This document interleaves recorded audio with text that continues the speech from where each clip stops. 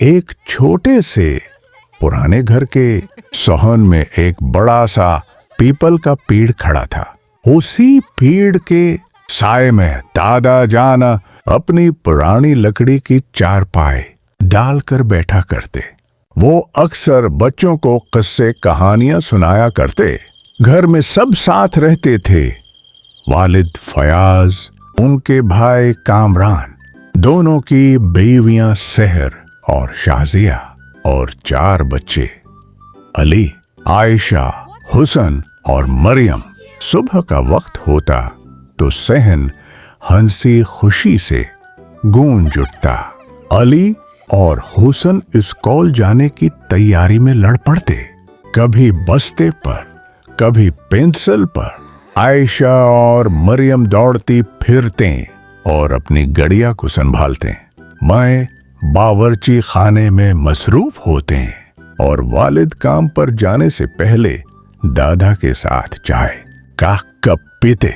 एक दिन घर पर मुश्किल आन पड़ी।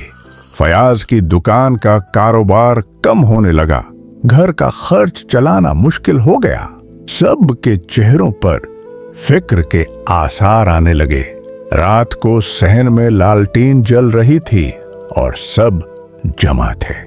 फयाज परेशान होकर कागजात देख रहे थे, मगर दादा जान ने मुस्कुराकर कहा, बेटे, घर की असल दौलत ये हंसती खेलती औलाद है।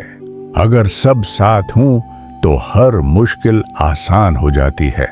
ये सुनकर सबके दिल में हौसला आया। कामरान ने कहा, भाई, मैं भी दुकान पर हाथ बटाऊंगा। सहर और शाजिया ने वादा किया कि वो घर के खर्च में कमी करेंगी। बच्चे भी छोटे छोटे वादे करने लगे कि फजूल चीजें नहीं मांगेंगे। चंद दिनों बाद हालात बेहतर होने लगे। दुकान का काम फिर से चल पड़ा और एक रात सब छत पर बैठे थे।